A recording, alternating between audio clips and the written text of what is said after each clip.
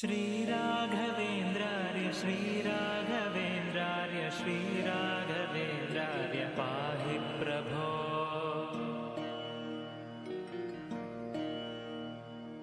अज्ञाननाशाय विज्ञानपूर्णाय सुज्ञानदात्रे नमस्ते गुरो। श्रीराघवेन्द्रार्य श्रीराघवेन्द्रार्य श्रीराघवेन्द्रार्य पाहि प्रभो। ನನ್ನ ಹೆಸರು ಸೌಮ್ಯ ಅಂತೇಳಿ, ನಾನು ಬ್ಯಾಂಗ್ಳೂರು BTM ಇಂದ ಬಂದಿದ್ದೀನಿ. ನಾನು ಈ ದೇವಸ್ಥಾನ ನನಗೆ ಹೇಗೆ ಗೊತ್ತಾಯಿತು ಅಂದರೆ, ನಾನು ಸೋಷಿಯಲ್ ಮೀಡಿಯಾ ನೋಡ್ಕೊಂಡು ಬಂದಿದ್ದೆ. ನಾನು ಬಂದಿದ್ದ ಉದ್ದೇಶ ಒಂದೇ, ಜಾಬ್ ಚೇಂಜ್ ವಿಚಾರಕ್ಕೆ ನಾನು ಬಂದಿದ್ದು. ಬಟ್ ಆದರೆ ನಾನು ಹೋಗ್ತಾ ಆ್ಯಕ್ಚುಲಿ 21 ವಾರ ನಾನು ಸಂಕಲ್ಪ ಮಾಡ್ಕೊಂಡಿದ್ದೆ, 21 ವಾರ ಬರ್ತೀನಿ ರಾಘವೇಂದ್ರ ಸ್ವಾಮಿ ಈ ಸನ್ನಿಧಿಗೆ ಅಂತ ಅಂದ್ಕೊಂಡಿದ್ದೆ. ಆದರೆ 21 ವಾರಕ್ಕೆ ಹೋಗ್ತಾ ಈಗ ಆಲ್ರೆಡಿ ನಂದು 19ನೇ ವಾರ ಇವಾಗ ನಾನು ಬಂದಿರೋದು. ಒಂದೊಂದು ವಾರನೂ ನಂಗೆ ಪಾಸಿಟಿವಿಟಿನೇ ಕೊಟ್ಟಿದೆ ಈ ಟೆಂಪಲ್. ಸುಮ್ಮನೆ ಅಂತ ಏನು ಹೇಳ್ತಾ ಇಲ್ಲ, ಒಂದೊಂದು ವಾರನೂ ನಂಗೆ ಪಾಸಿಟಿವಿಟಿನೇ ಕೊಟ್ಟಿದೆ. ಲೈಕ್ ಫಸ್ಟ್ ವಾರ ಬಂದು ಹೋದೆ ಸಂಕಲ್ಪ ಮಾಡಿಕೊಂಡು, ಹಿಂದೆನೇ ಜಾಬ್ ಚೇಂಜ್ ಆಯಿತು, ಜಾಬ್ ಕಂಪ್ನಿಯಿಂದ ಕಾಲ್ ಬ್ಯಾಕ್ ಆಯಿತು ನನಗೆ. ಸೊ ನೆಕ್ಸ್ಟ್ ವೀಕ್ ಅಷ್ಟೊತ್ತಿಗೆ, ನೆಕ್ಸ್ಟ್ ಡೇನೇ ನನಗೆ ಕಾಲ್ ಬ್ಯಾಕ್ ಆಯಿತು. ನೆಕ್ಸ್ಟ್ ವೀಕ್ ಇನ್ನೊಂದು ವಾರ ಈ ದೇವಸ್ಥಾನಕ್ಕೆ ನಾನು ಬರೋ ಅಷ್ಟೊತ್ತಿಗೆ ಹೊಸ ಕಂಪ್ನಿ ಚೇಂಜ್ ಮಾಡ್ಕೊಂಡಿದ್ದೆ. ಸೊ ಅಲ್ಲಿ ನನಗೊಂದು ಚೇಂಜಸ್ ಆಯಿತು ಅಂದರೆ, ನನ್ನ ಬ್ರದರ್ ವಿಚಾರದಲ್ಲೂ ಅಷ್ಟೇ, ಜಾಬ್ ವಿಚಾರದಲ್ಲಿ ಅವನಿಗೂ ಜಾಬ್ ಚೇಂಜಸ್ ಆಯಿತು. ಸೊ ಇದಿಷ್ಟು ಮತ್ತು ಇದು ನಮ್ಮ ಲೈಫ್ಗೆ ಗ್ರೋತ್ ಕೊಟ್ಟಿದೆ. ಇನ್ನೊಂದು ಏನು ಹೇಳ್ಬೇಕಂದ್ರೆ, ಈಗ ನಾನು 19th ವೀಕ್ ಬರ್ತಾ ಇರೋದು. ಇವಾಗ ಏನು ಚೇಂಜಸ್ ಆಗಿದೆ ನನ್ನ ಲೈಫಲ್ಲಿ ಅಂತಂದರೆ, ಲೈಕ್ ನಾನು ಪರ್ಸ್ನಲಿ ಮದುವೆ ಬೇಡ ಅಂತ ಅಂದ್ಕೊಂಡ್ಬಿಟ್ಟಿದ್ದೆ. ಮೆಂಟಲಿ ನಾನು ಸ್ವಲ್ಪ ಡಿಸ್ಟರ್ಬ್ ಆಗಿದ್ದೆ ಈ ವಿಚಾರದಲ್ಲಿ, ಮದುವೆ ಬೇಡ ಅಂತ ಅಂದ್ಕೊಂಡಿದ್ದೆ.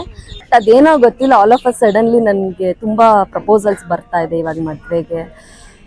ನಾನು ಸ್ವಲ್ಪ ಬೇಜಾರಲ್ಲಿದ್ದೆ ಮದುವೆ ವಿಚಾರದಲ್ಲಿ. ಬಟ್ ನನಗೆ ಗೊತ್ತಾಗ್ತಿಲ್ಲ, ಈಗ ಪ್ರಪೋಸಲ್ಸ್ ಬರ್ತಾ ಇದೆ. ಸೊ ಈಗ ಆಲ್ರೆಡಿ ಅದ್ರದ್ದು ಪ್ರೋಸೆಸ್ ನಡೀತಾ ಇದೆ. ಇದಿಷ್ಟು ನನ್ನ ಜೀವನಕ್ಕೆ ಬದಲಾವಣೆ ಆಗಿದೆ. ಈ ಕ್ಷೇತ್ರಕ್ಕೆ ಬಂದಾಗಿಂದ ನನಗೆ ಇದಿಷ್ಟು ಬದಲಾವಣೆ ಆಗಿದೆ. ಮೇಡಮ್, ಕೊನೆಯದಾಗಿ ಏನು ಹೇಳ್ತೀರಾ? ಕೊನೆಯದಾಗಿ ದೇವಸ್ಥಾನದ ಬಗ್ಗೆ ಮತ್ತು ನನ್ನ ಪರ್ಸ್ನಲ್ ಲೈಫ್ ಬಗ್ಗೆ ಎಕ್ಸ್ಪೀರಿಯನ್ಸ್ನ ಹಂಚ್ಕೊಳ್ಳೋದಕ್ಕೆ ನನಗೆ ಅವಕಾಶ ಮಾಡಿಕೊಟ್ಟಿದ್ದು ನಿಮ್ಮ ಚಾನಲ್ಗೂ ಕೂಡ ಧನ್ಯವಾದ ಅಂತ ಹೇಳ್ತೀನಿ. ಭಕ್ತೇಷ್ಟ ಕಲ್ಪದ್ರುರೂಪೇಶ ಭೂಪಾದಿ ವಂದ್ಯ ಪ್ರಭೋ. ಶ್ರೀರಾಘವೇಂದ್ರಾರ್ಯ ಶ್ರೀರಾಘವೇಂದ್ರಾರ್ಯ ಶ್ರೀರಾಘವೇಂದ್ರಾರ್ಯ ಪಾಹಿ ಪ್ರಭೋ. ರುದ್ಧಂ ಯಶಸ್ತೆ ವಿಭಾತಿ ಪ್ರಕೃಷ್ಟಂ ಪ್ರಪನ್ನಾರ್ತಿ ಹಂತರ್ಮಹೋದಾರಭೋ. ಶ್ರೀರಾಘವೇಂದ್ರಾರ್ಯ ಶ್ರೀರಾಘವೇಂದ್ರಾರ್ಯ ಶ್ರೀರಾಘವೇಂದ್ರಾರ್ಯ ಪಾಹಿ ಪ್ರಭೋ. ತೃಪ್ತಾತಿ ಭಕ್ತೌಘ ಕಾಮ್ಯಾರ್ಥದಾತರ್ಭವಾಂಬೋಧಿ ಪಾರಂಗತ ಪ್ರಾಜ್ಞಭೋ. ಶ್ರೀರಾಘವೇಂದ್ರಾರ್ಯ ಶ್ರೀರಾಘವೇಂದ್ರಾರ್ಯ ಶ್ರೀರಾಘವೇಂದ್ರಾರ್ಯ ಪಾಹಿ ಪ್ರಭೋ. ಏಕಾಂತ ಭಕ್ತಾಯ ಮಾಕಾಂತ ಪಾದಾಬ್ಜ ಉಚ್ಚಾಯ ಲೋಕೆ ನಮಸ್ತೆ ವಿಭೋ. ಶ್ರೀರಾಘವೇಂದ್ರಾರ್ಯ ಶ್ರೀರಾಘವೇಂದ್ರಾರ್ಯ ಶ್ರೀರಾಘವೇಂದ್ರಾರ್ಯ ಪಾಹಿ ಪ್ರಭೋ. ಐಶ್ವರ್ಯ ಭೂಮನ್ ಮಹಾಭಾಗ್ಯದಾಯಿನ್ ಪರೇಶಾಂಚ ಕೃತ್ಯಾದಿನಾಶಿನ್ ಪ್ರಭೋ.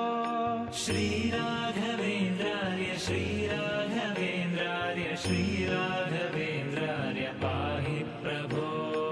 ಓಂಕಾರವಾಚ್ಯಾರ್ಥ ಭಾವೇನ ಭಾವೇನ ಲಬ್ಧೋದಯ ಶ್ರೀಕಯೋಗೀಶ ಭೋ.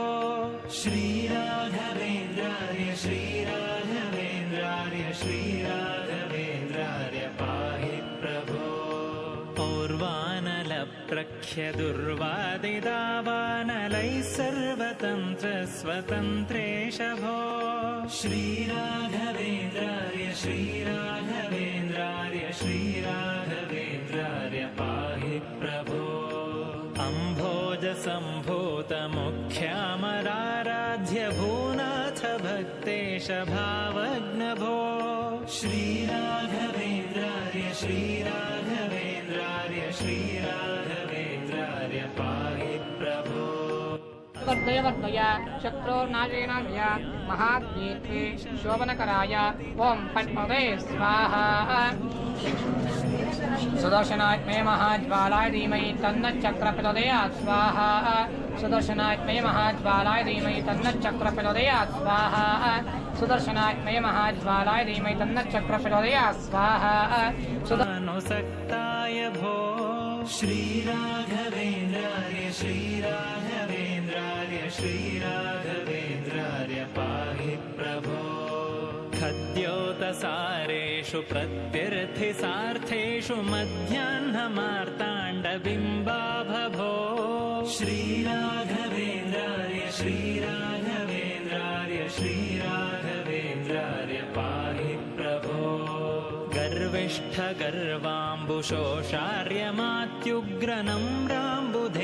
गर्विष्ठगर्वाम्बुशोषार्यमात्युग्रनम्राम्बुधैर्यामिनीनाथ भो श्रीराघवेन्द्रार्य श्रीराघवेन्द्रार्य श्रीराघवेन्द्रार्य पाहि प्रभो